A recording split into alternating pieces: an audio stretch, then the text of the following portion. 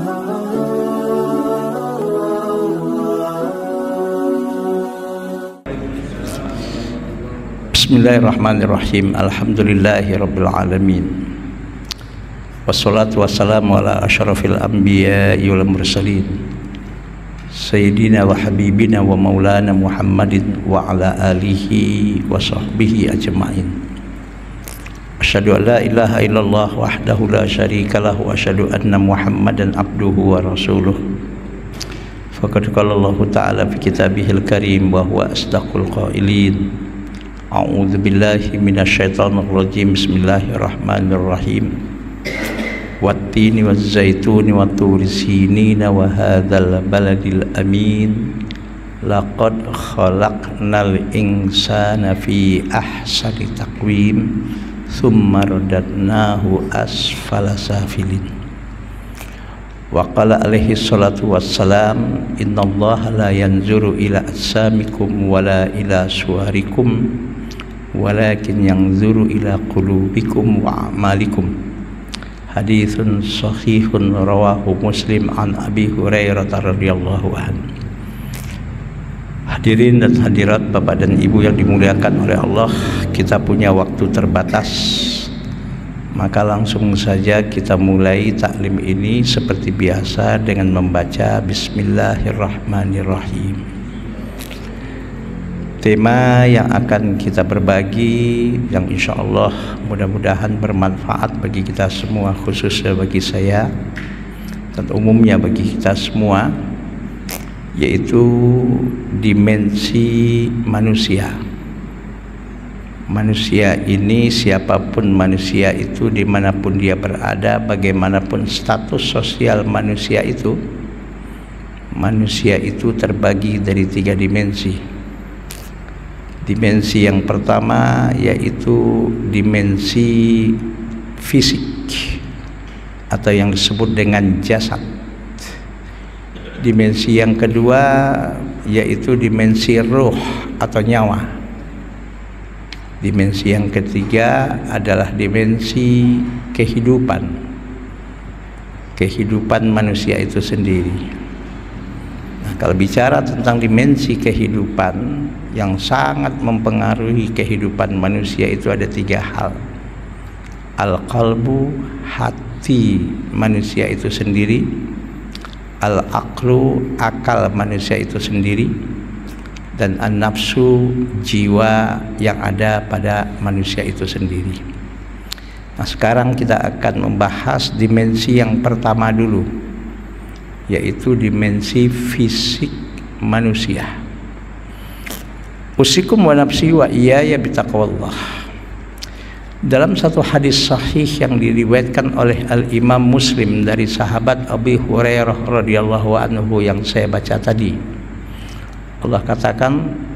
Rasul katakan, qala Rasulullah sallallahu alaihi wasallam, innallaha la yanzuru ila ajsamikum wala ila suwarikum. Allah itu dari aspek dimensi fisik dan tubuh manusia, Allah itu tidak akan melihat jasad dan tubuh manusia itu sendiri, tidak dilihat. Yang dilihat oleh Allah adalah walakinnallaha yanzuru ila qulubikum wa a'malikum. Yang akan dilihat oleh Allah dari dimensi yang ada pada diri manusia adalah hati dan apa yang sudah dilakukan oleh manusia itu. Kita bahas hari ini tentang dimensi tubuh atau fisik manusia. Tentang fisik dan tubuh manusia, Allah Subhanahu wa ta'ala bersumpah di dalam Al-Quran yang kita sudah hafal ayatnya dan banyak yang hafal kita ayatnya. A'udzu billahi minasyaitonir rajim. Bismillahirrahmanirrahim. Wattini wazzaituni watturi sinin wa hadzal baladil amin, kata Allah. Demi buah tin, demi buah zaitun, demi bukit Tursina, bahkan demi negeri yang aman ini, yaitu kota Mekah. Setelah Allah bersumpah dengan 4 hal itu, Allah katakan laqad khalaqnal insana fi ahsani taqwim. Manusia itu, kata Allah, betul-betul kami ciptakan dari dimensi fisik dan tubuhnya adalah fi ahsani taqwim, sebaik-baiknya bentuk kalau dibandingkan dengan makhluk-makhluk lain, ciptaan-ciptaan Allah yang lain yang ada di permukaan bumi ini atau yang ada di alam ini. Tapi kata Allah, summa radatnahu asfala safilin. Walaupun manusia itu diciptakan oleh Allah dari aspek bentuk fisiknya adalah sebaik-baik bentuk, manusia itu akan dikembalikan oleh Allah kalau dia tidak bisa menjaga amanah dari Allah. Baik manusia itu tidak bisa menjaga dimensi fisik yang ada pada dirinya, bahkan dimensi ruh yang Allah amanahkan dan titipkan selama dia hidup, dan dimensi kehidupan yang ada pada dirinya 24 jam dari dia bangun tidur sampai dia tidur kembali. Kalau dia tidak amanah dan tidak bisa menjaganya, Allah katakan summa radatnahu asfala safilin, kami kembalikan manusia itu ke dalam keadaan dan dalam kondisi yang paling bawah, bahkan mungkin boleh dikatakan yang paling hina daripada makhluk-makhluk yang lain. Usikum wa nafsi wa iyaya bittaqwallah. Yuk kita lihat apa betul dimensi fisik manusia ini fi ahsani taqwim. Kita lihat tubuh yang ada pada diri kita, dari ujung rambut, dari ujung kaki sampai ujung kaki. Kita perhatikan fisik kita dari ujung rambut ke ujung kaki. Subhanallah, alhamdulillah, kita yang dilahirkan oleh Allah dalam keadaan sempurna secara fisik. Bahkan mungkin ada yang tidak sempurna secara fisik. Coba kita diberikan oleh Allah 2 mata, 2 telinga, 1 hidung tapi 2 lubangnya, dan lubang hidung itu menghadap ke bawah, tidak ke atas. Bayangkan bagaimana kalau seandainya lubang hidung kita menghadap ke atas. Kita diberikan oleh Allah 2 tangan kiri dan kanan. Bagaimana bentuk fisik kita kalau seandainya tangan kita 1 di depan, 1 di belakang, 1 tumbuh di dada, yang 1 tumbuh di punggung. Kita diberikan oleh Allah 2 mata. Bagaimana tampilan manusia kalau Allah memberikan mata hanya 1 di jidatnya, di tengah-tengah. Subhanallah, satu tampilan fisik yang begitu indah. Banyak makhluk-makhluk Allah tampilan fisik, untuk berjalan pun dia harus berjalan dengan perutnya. Ya kan Pak ya? Ya Allah, kita punya 2 kaki yang menopang tubuh kita. Kita punya 2 telinga, kiri kanan ada lubangnya untuk mendengarkan berbagai macam suara yang kita rekam masuk ke otak kita dan kita masukkan ke hati kita. Dan daun telinga 2 kiri dan kanan.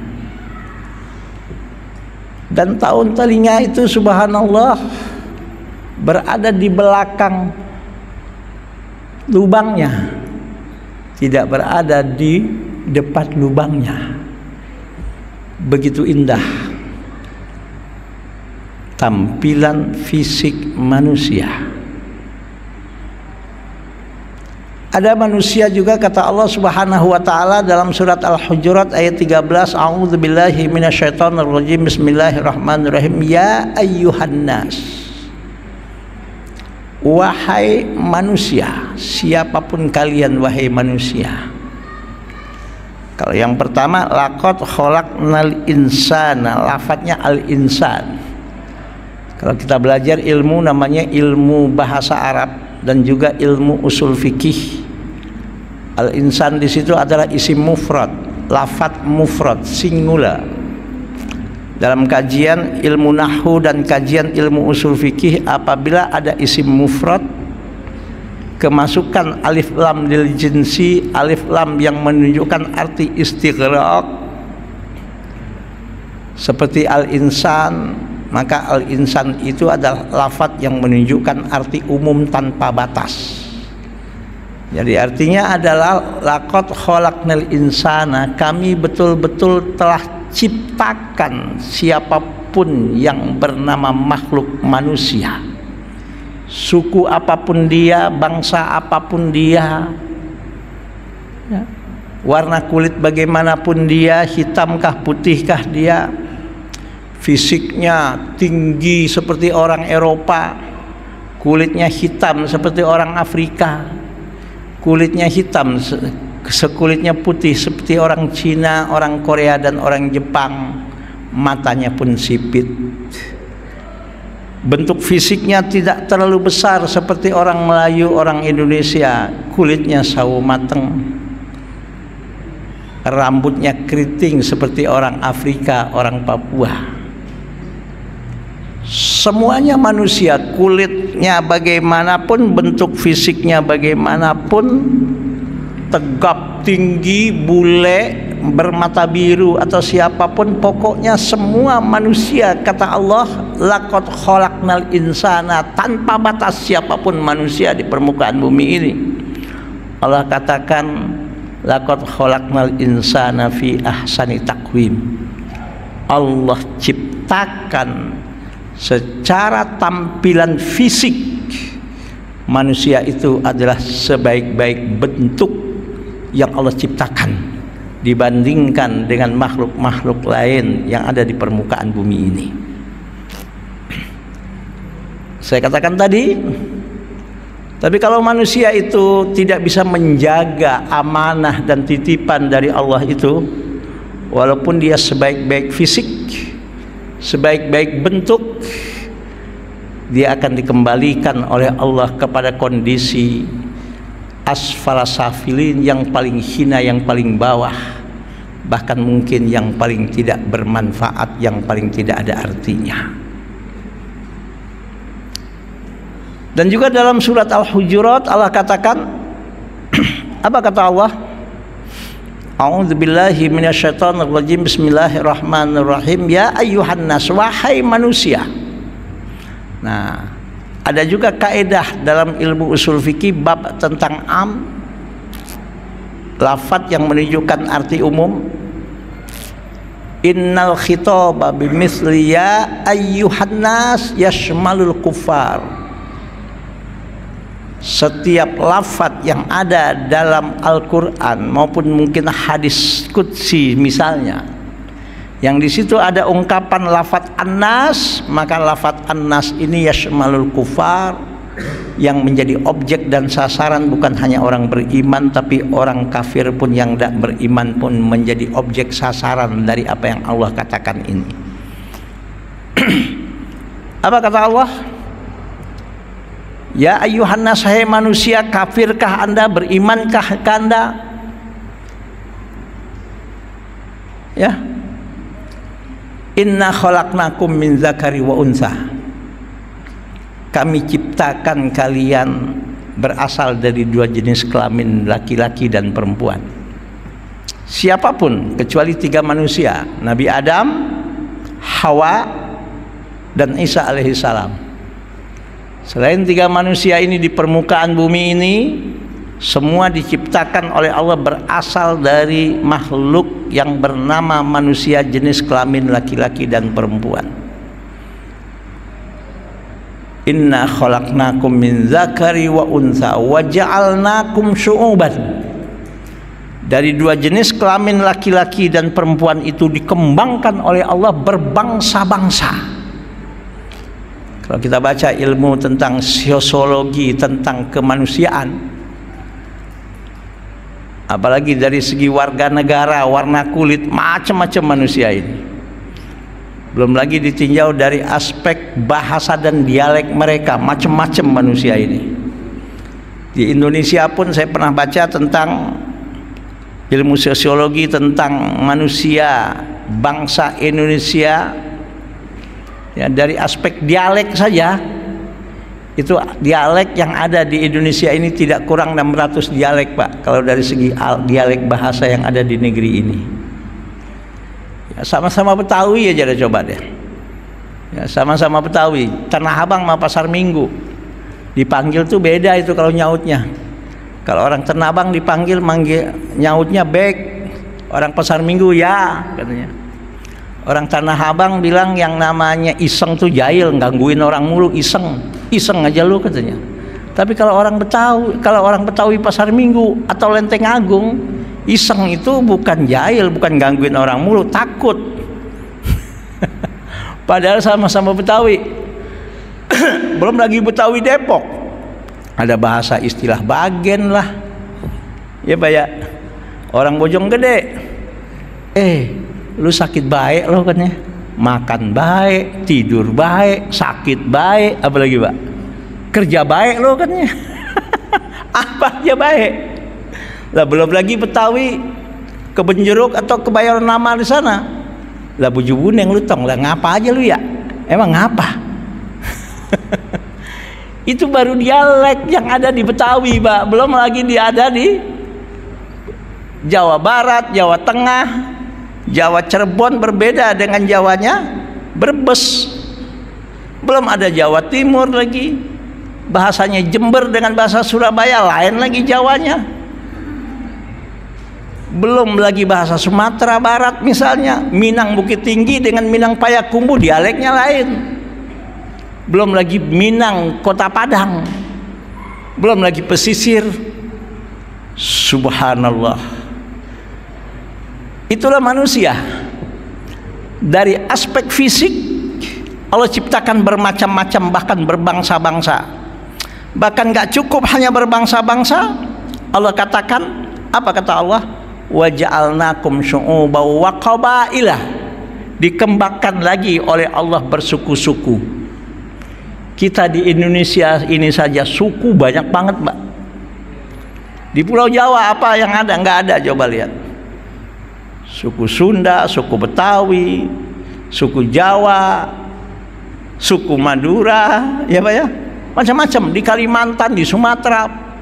Ini adalah tanda kekuasaan Allah Subhanahu wa taala. Nah, subhanallah. Selanjutnya lagi dari segi aspek fisik, Allah Subhanahu wa taala katakan, ya, kalau kita tidak pandai memanfaatkan aspek fisik ini, apa kata Allah? A'udzubillahi minasyaitonirrajim, bismillahirrahmanirrahim. Dan kalau kita nggak amanah memanfaatkan amanah dari Allah dari aspek fisik ini, diberikan mata oleh Allah, diberikan telinga oleh Allah, diberikan hati oleh Allah. Apa kata Allah? Walaqad dzara'na li jahannama katsiran minal jinni wal insi. Tidak sedikit dari makhluk jin dan manusia kami lemparkan ke dalam neraka jahanam. Padahal dari aspek fisik mereka itu punya lahum qulubul la yafqahuna biha, punya hati tapi hatinya nggak dipakai. Punya mata, matanya nggak dipakai. Punya telinga, telinganya nggak dipakai. Telinganya komplit, matanya komplit, mulutnya tidak keluar ucapan-ucapan yang diridhoi oleh Allah, nggak amanah dalam memanfaatkan aspek fisik berupa mulut untuk berbicara. Apa kata Allah? Kalau manusia ini tidak amanah dengan aspek fisik ini, apa kata Allah? Ulaika kal an'ami bal hum adall. Dilemparkan oleh Allah ke dalam neraka jahanam karena aspek fisik mereka tidak amanah dan tidak dia jaga. Maka kata Allah, Mereka itu ulaika kal an'am, tidak beda dengan binatang, balhum adall, bahkan lebih hina, lebih sesat, dan lebih tidak ada nilainya dan tidak ada martabatnya dari binatang ternak. Itu satu ya. Nah, usikum wa nafsi wa iyaya bitaqwallah. Kita nggak pernah minta lahir sebagai laki-laki, sebagai seorang laki-laki. Pak Yudori, saya tanya, pernah nggak Pak Yudori sebelum lahir ke permukaan bumi ini inden dulu untuk lahir menjadi laki-laki? Nggak pernah. Ya Ustaz ya, pernah Ustaz minta lahir untuk jadi seorang laki-laki. Tanya ibu kita, tanya istri kita, tanya anak kita yang perempuan, tolong tanya. Dia nggak pernah inden dulu, mesen dulu untuk lahir sebagai seorang perempuan. Apakah kita berjenis kelamin laki-laki dan perempuan? Terima jadi, sunatullah, di luar kendali kita. Kita nggak bisa itu, mesen-mesen itu nggak bisa itu. Dari segi aspek warna kulit, pernahkah orang Afrika yang hitam legam, yang putih hanya giginya saja, itu minta lahir ke dunia ini berkulit hitam legam seperti itu? Tidak pernah, Pak. Dia terima jadi, nggak pernah mesen. Jangankan dia, orang tuanya aja nggak bisa mesen. Ya kan, Pak? Pernahkah orang Eropa yang kulitnya putih, rambutnya bule, tampilan fisiknya yang begitu tinggi dan gagah, dia minta lahir tampilan fisik seperti itu? Pun tidak pernah. Pernahkah seorang laki-laki yang ganteng, dia minta lahir, ketika lahir di permukaan bumi ini, untuk dia lahir sebagai seorang laki-laki yang tumbuh ganteng, tampilan fisiknya? Pun tidak pernah. Kita tanya wanita yang cantik, Pak, rupanya, wajahnya, pun kita tanya, pernahkah wanita yang cantik itu mesen untuk lahir menjadi seorang wanita yang cantik? Pun tidak pernah. Terima jadi. Ya kan, Pak? Maaf, yang lahir secara fisik pun tidak normal, ya, itu nggak pernah lahir, Pak. Dia minta untuk lahir dalam kondisi fisik seperti itu, nggak pernah. Terima jadi, di luar kendali kita dan di luar kendali manusia. Jelas, Pak ya? Apa yang kita bisa ambil pelajaran dari tampilan fisik manusia seperti itu? Ya, apa? Kita terima jadi, itu sunatullah. Inilah rahasianya kenapa Rasul bersabda dalam hadis yang diriwayatkan oleh Imam Muslim dari sahabat Abi Hurairah tadi. Apa kata Rasul? Qala Rasulullah sallallahu alaihi wasallam, innallaha la yanzuru ila ajsamikum wala ila suwarikum. Allah tidak melihat kepada engkau, hai manusia, bangsa apapun kalian, suku apapun kalian, nggak dilihat oleh Allah.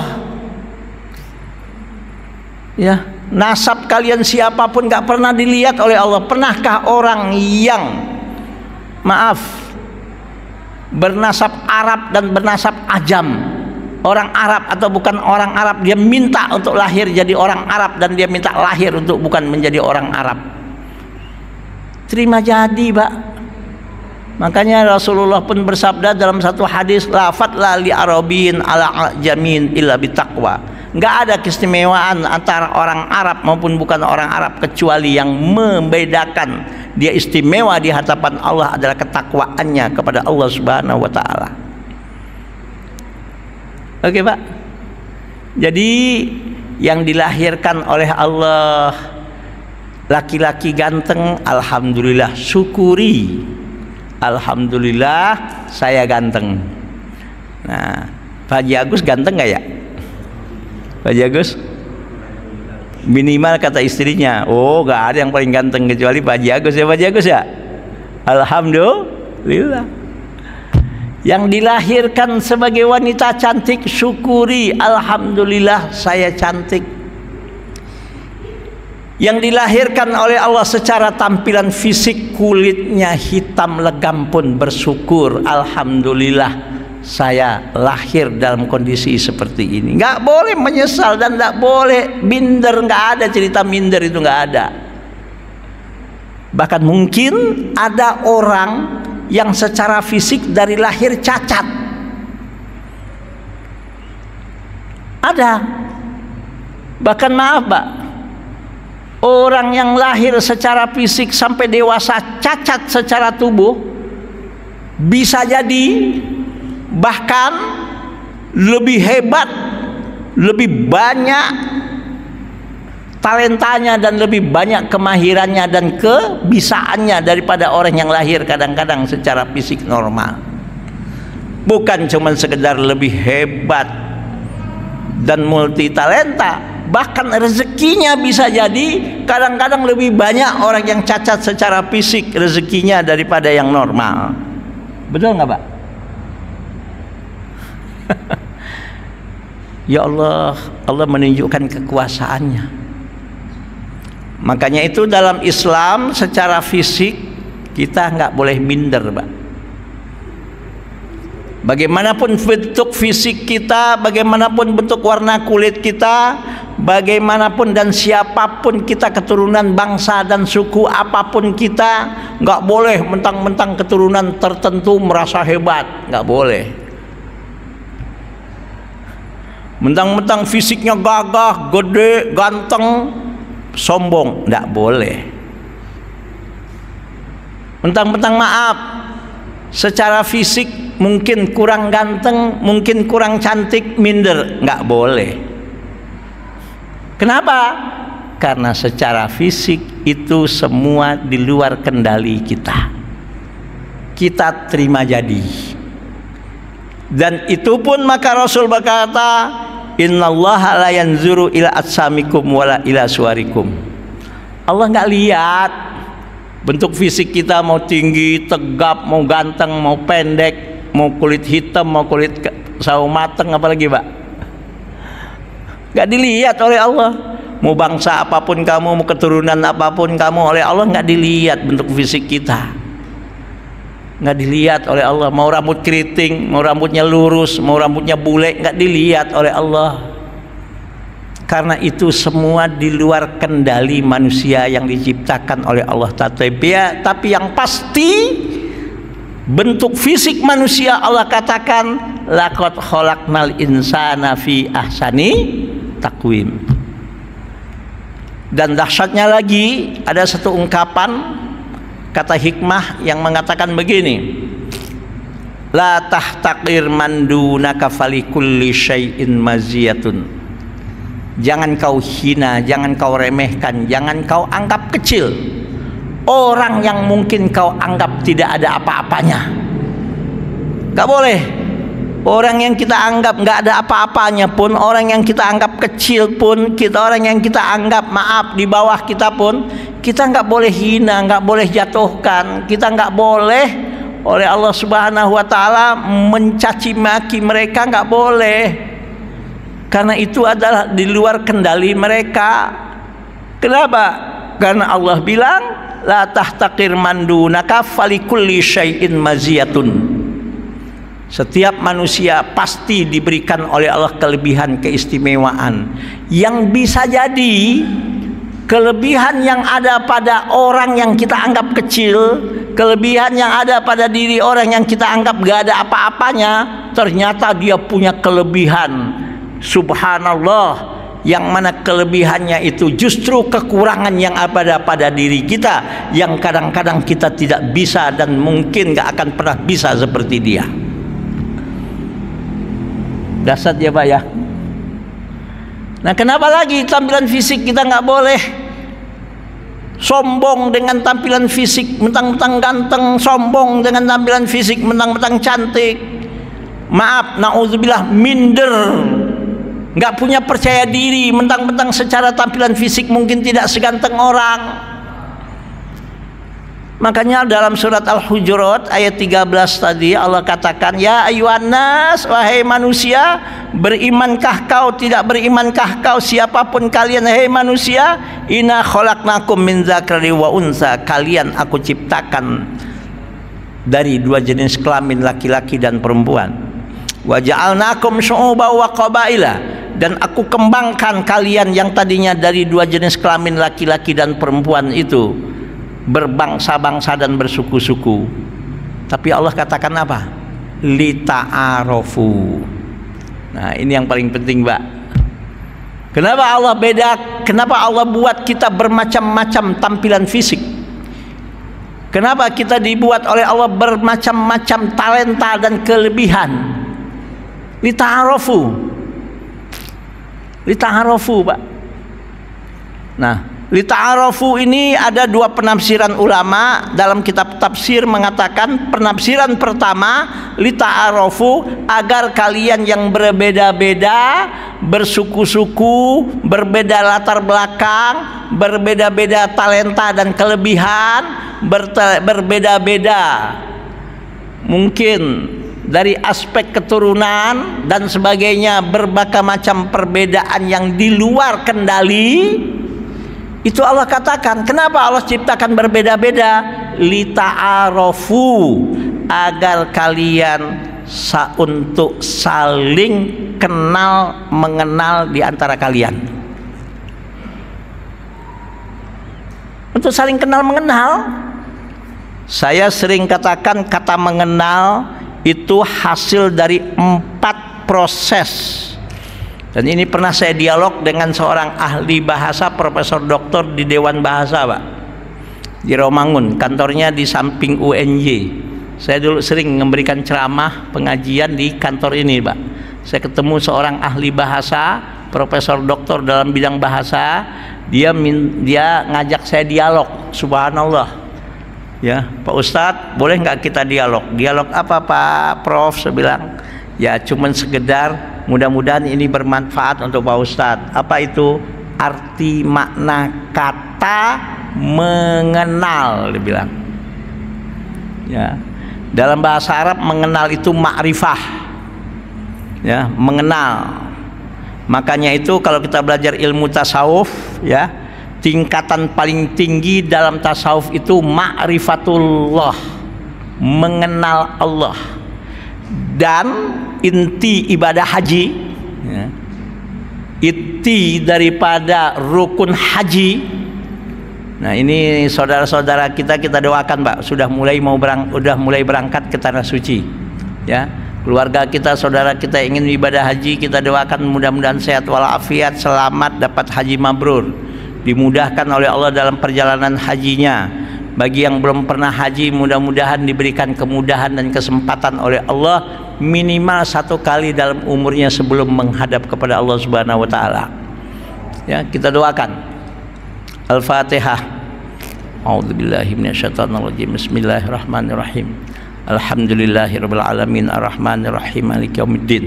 Iyyaka na'budu wa iyyaka nasta'in, ihdinas siratal mustaqim, siratal ladzina an'amta 'alaihim ghairil maghdubi 'alaihim waladdallin. Amin. Nah, kita lihat intisari daripada rukun haji pun, walaupun ada 1, 2, 3 rukun yang lain, intisari rukun haji adalah apa yang disebut dengan wukuf di Arafah. Iya kan, Pak, ya? Apa itu Arafah? Arafah itu mengenal. Ternyata kalau kita sudah di padang Arafah sedang berwukuf, jemaah-jemaah haji yang ada sedang berwukuf di padang Arafah, kalau dia berenung, dia pakai akalnya, dia pakai perasaannya, dan betul-betul dengan khusyuk dia beribadah, dia pasti akan mengenal apa dan siapa dirinya. Ternyata siapapun manusia, bangsa apapun dia, suku apapun dia, maaf keturunan dari siapapun dia, kalau dia sudah di hadapan Allah dan dia sudah mengenal siapa dirinya, maaf apapun manusia dan siapapun manusia, kalau sudah di hadapan Allah, siapapun manusia itu bukan apa-apa dan bukan siapa-siapa di hadapan Allah. Nah, kalau kita belajar ilmu tauhid, kewajiban yang pertama bagi orang mukmin adalah awal wajibin alal insani ma'rifatun billahi bistiqoni. Itu satu ungkapan dalam ilmu teologi, dalam ilmu tasawuf ma'rifatullah, dalam ilmu tauhid ma'rifatun billahi bistiqoni. Kita betul-betul mengenal Allah dengan penuh keyakinan dan penuh iman kita. Nah, mengenal itu hasil dari 4 kata: mengetahui, mengerti tentang apa yang diketahui, memahami dengan hati yang bersih dan pemahaman yang benar dan valid, dan dijiwai dari apa yang difahami tadi, dari yang dimengerti, dari yang dia ketahui tadi, baru dia mengenal. Nah, Allah katakan, hei manusia, kalian berbeda-beda bangsa, berbeda-beda suku, berbeda-beda tampilan fisik, ada yang besar, ada yang kecil. Bahkan dari segi profesi, ada yang petani, ada yang nelayan, ada yang aparat hukum, ada yang sebagai pedagang, pengusaha. Semua kalian ini berbeda-beda profesi ataupun siapa kalian, itu agar kalian saling kenal mengenal, supaya tidak salah faham, supaya tidak terjadi konflik, supaya kalian bisa saling bersinergi dan berkolaborasi. Karena manusia itu makhluk sosial, nggak bisa hidup sendiri. Saya terus terang, Mbak, kalau Bapak mau tanya, seumur hidup saya nggak pernah nanam padi walaupun 1 batang. Tapi kalau Bapak tanya sudah berapa karung beras saya makan, baik yang jadi bubur maupun jadi lontong maupun jadi ketupat atau nasi goreng yang sudah makan, saya nggak tahu udah berapa karung itu. Padahal 1 batang padi pun saya belum pernah tanam itu padi. Itu siapa? Hasil kerjanya petani. Ya kan, Mbak? Dibawa ke pasar, dari pasar dibawa ke pasar induk. Pakai apa? Pakai truk. Oleh siapa? Oleh supir. Diangkat oleh siapa? Oleh kuli. Saya sampai saat ini nggak pernah sekalipun nangkep ikan tongkol di lautan, nggak pernah. Tapi kalau mau Bapak tanya, saya nggak tahu udah berapa ekor ikan tongkol yang saya makan itu, Pak. Saya nggak pernah tahu berapa ikan bandeng yang pernah saya makan, padahal saya nggak pernah nangkep 1 ekor pun ikan bandeng, apalagi ikan kembung, nggak pernah. Kenapa? Karena ada nelayan. Kenapa? Karena ada pedagang. Nah, manusia diciptakan oleh Allah berbeda-beda fisik, tampilan tubuh, bahkan ada yang kuat, ada yang besar, ada yang kecil. Itu semua adalah lita'arofu, agar kalian saling kenal mengenal.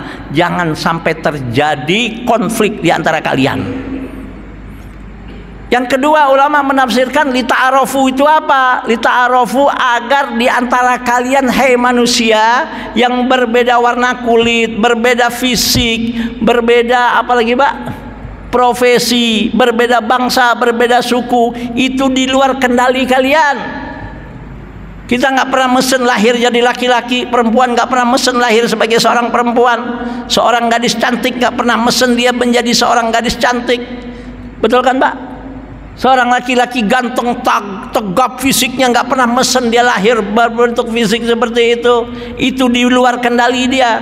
Kenapa kok Allah Subhanahu wa Ta'ala ciptakan kita dari aspek tampilan fisik itu berbeda-beda? Lita'arofu, kata ulama yang kedua penafsirannya, agar di antara kalian yang berbeda-beda tampilan fisik ini saling berbuat ma'ruf dan berbuat kebaikan yang bermanfaat di antara kalian, bukan saling menfitnah, bukan saling menjatuhkan, bukan saling menzolimi, bukan saling menghancurkan, dan maaf apalagi saling membunuh, bukan.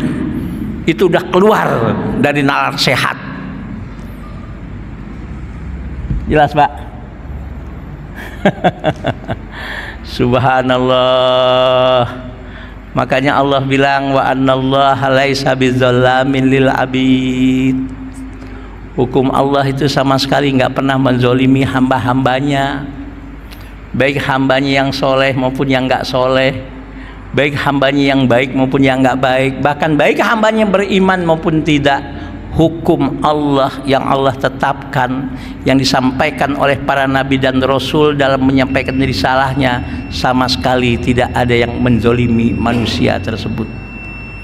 Semua adalah untuk kemaslahatan dan kebaikan manusia tersebut. Contoh, kenapa Allah mengharamkan transaksi riba dalam ekonomi?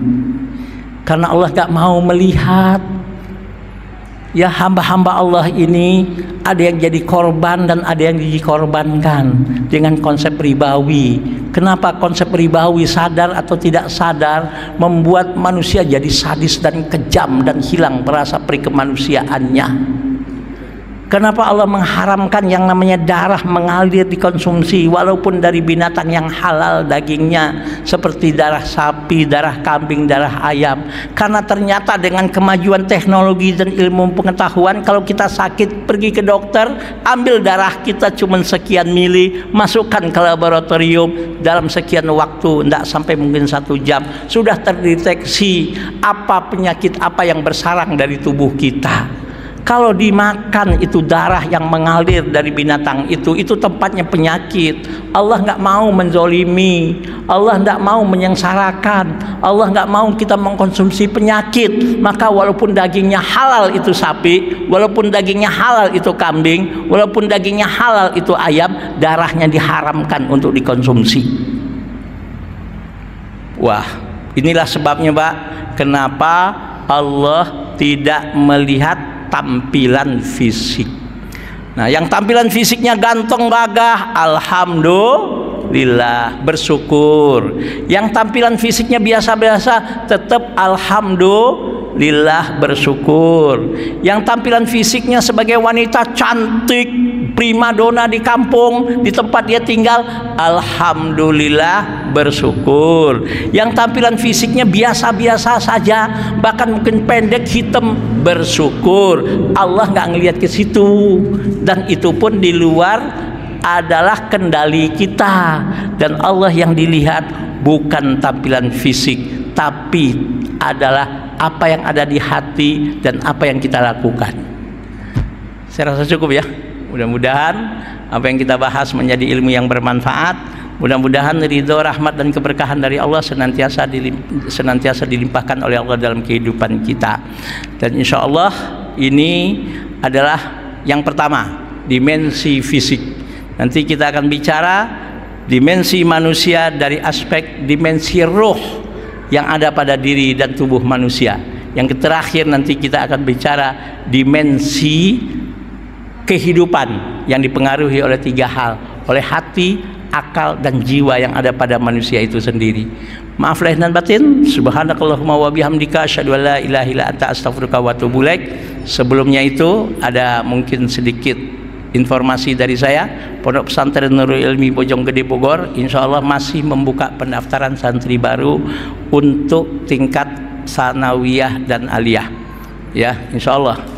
Dan tolong kalau ada yang mau mendaftarkan anaknya, keluarganya, insya Allah mudah-mudahan Nurul Ilmi menjadi tempat alternatif untuk pendidikan anak-anak kita. Kalau ingin tahu nggak usah tanya saya Pak ya, karena ada istilah Betawi, laut siapa yang ngasinin. Alhamdulillah di Telaga Kahuripan ini ada beberapa orang yang sudah jadi alumninya. Tanya saja kepada orang tuanya, tanya aja kepada santri-santrinya gimana pendidikan dan sistem pendidikan di situ, Pak. Ya, sebab kalau saya yang nanya, dia bilang semua orang bilang kecap nomor 1. Lebih baik tanya kepada yang pernah anaknya santri di situ, yang anaknya sudah lulus di situ. Ya, Pak ya. Kalau websitenya www.nurulilmibojongggedebogor.com, dan silahkan dilihat di YouTube-nya Nurul Ilmi Channel dan Nurul Ilmi TV yang gambar bintang 6 itu ya. Assalamualaikum warahmatullahi bukan bintang 6, bintang 8. Bintang 6, bintang 8. Yang bintang 8 itu ya. Yang bintang 8. Silahkan lihat. Maaf lahir dan batin. Assalamualaikum warahmatullahi wabarakatuh.